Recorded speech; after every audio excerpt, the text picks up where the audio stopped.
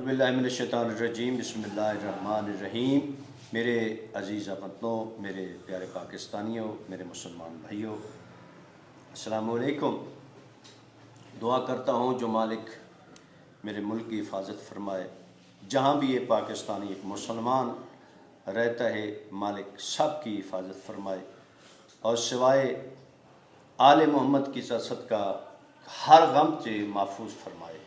مالک میرے کشمیری بھائیوں کو آزادی نصیب فرمائے۔ میرے محترم، آج 1 جنوری ہے، جمعے کا روز ہے اور نئے سال کا پہلا دن ہے۔ 2021 شروعات ہو چکی ہے۔ اللہ اپنے حبیب کے صدقے پورے قوم مسلمان کو، امت مسلمان کو ایک جسم ایک جان کی طرح اتفاق و اتحاد فرمائے، اور جہاں بھی مسلمان کسی پریشانی میں مبتلا ہے مالک اس کی سب پریشانیاں دور فرمائے۔ مالک سب کو اولاد صالح عطا فرمائے، اور جن کو مالک اللہ نے اولاد دی ہے ان کو نیک و صالح بنائے۔ مقروض مومنین مومنات کے مالک اللہ اپنے حبیب کے صدقے اپنے پاک خزانے سے غیب سے اس کے قرض عطا فرمائے، ادا فرمائے، اور مالک اللہ میرے ملک کو دنیا کا خوشحال ترین ملک بنائے۔ میں ثقلین آپ سے مخاطب ہوں، ثقلین ظفر، اپنے نقطہ فکر یوٹیوب چینل سے۔ ہر بندہ ہر اچھی بات کی تائید نہیں کر سکتا، مسلمان سب ہیں، پاکستانی بھی یقیناً سب ہیں۔ میں اپنے تمام اہل اسلام کو یہ نیا سال مبارکباد پیش کرتا ہوں، دعا کرتا ہوں جو ہر ایک مسلمان کو، ایک مسلمان کو مالک ہر پریشانی سے نجات عطا فرمائے، جتنی بھی دنیاوی اس کی پریشانی ہیں، بالخصوص اس موذی مرض سے پوری جہان قوم، پوری انسانیت کو مالک اللہ محفوظ فرمائے۔ یہ پہلی دعا ہے، پہلے سال کی پہلی دعا ہے۔ ہر اہل شعور انسان میرے ساتھ آمین کہے گا، لائک اور سبسکرائب کر کے میرے چینل کو۔ مالک اللہ پوری انسانیت کو اپنے حبیب کا صدقہ اس موذی مرض سے امان اور پناہ عطا فرمائے، آمین یا رب العالمین۔ میرا محترم، جو میں آپ سے آج نقطہ فکر اس چینل آپ سے شیئر بات کرنا چاہتا ہوں، نقطہ فکر آپ کو دینا چاہتا ہوں، مسلمان جہاں بھی ہے وہ کیوں پریشانی میں ہے، کیوں پریشانی میں مبتلا ہے؟ کیونکہ اس کا ایک منشور ہے، ایک مشن ہے، پیسہ پیسہ پیسہ، دولت اس کا منشور ہے۔ وہ چاہتا ہے پیسہ آئے جس طریقے سے آئے، اور پھر بھی بھوکے کا بھوکا ہے، پیسے کے پیچھے دوڑتا ہے، اپنی عزت خراب کرتا ہے، اپنی عزت بیچتا ہے، پھر بھی بھوکا ہے۔ اس کی وجہ ہے جو اللہ کو مان کر اس کو رازق نہیں مانتے، اس کو، حالانکہ وہ رازق ہے۔ اس نے کہا، اس کا فرمان ہے قرآن پاک میں، اس کی سچی کتاب میں اس کا فرمان ہے، اے حضرت انسان، میں نے تم سے تمہارے رزق کا وعدہ کیا، رزق کا وعدہ کیا، بخشش کا نہیں ہے۔ مالک کا فرمان ہے، رزق جانے میں تم میری مخلوق ہو، تمہارے رزق کا جو خالق ہے، جو مالک ہے، جس بندے کی تم غلامی کرتے ہو، نوکری کرتے ہو، اس سے کچھ لیتے ہو نا، کیوں اپنے آپ کو اس کا غلام سمجھتے ہو، جو میں اس کا غلام ہوں، اس کا نوکر ہوں؟ تو ہم بندے کس کے ہیں؟ مالک کے بندے ہیں۔ مالک کا فرمان ہے اس کی پاک سچی کتاب میں، اے بندے، میں تمہارا رازق ہوں، تم میرے بندے ہو، تم میرے انسان ہو، میں تمہارا رازق ہوں، تمہارے رزق کا ضامن میں ہوں۔ لیکن یہ جان کر بھی، کلمہ پڑھ کبھی، پھر بھی اس کو رازق نہیں سمجھتے، اس کو رازق جان کر بھی پھر کہتے ہیں یہ میری محنت ہے، میں خود اپنے آپ کے حالات بدلنے کی کوشش کروں گا۔ ایک وہ کتاب میں نے پڑھا تھا کہ ایک بندے نے دوسرے دوست سے کہا کہ میں فلاں ملک جا رہا ہوں۔ اس نے کہا کیوں؟ کہتا ہے کہ یہاں میری بھوک نہیں نکلتی، میرے حالات ٹھیک نہیں ہیں، میں بھوکا ہوں۔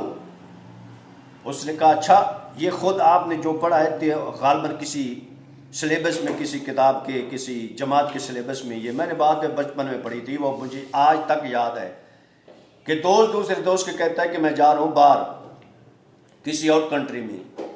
اس نے کہا کیوں؟ وہ کہتا ہے کہ میں اس لیے جا رہا ہوں، میرے حالات ٹھیک نہیں، میں بھوکا ہوں، میرے حالات درست نہیں ہوتے. اور وہ دوست کہتا ہے جو بات سن رہا ہے، وہ کہتا ہے وہاں کے خدا کو جب وہاں پہنچنا نا، باہر کے ملک میں، کسی اور کنٹری میں، وہاں کے خدا کو میرا سلام کہنا.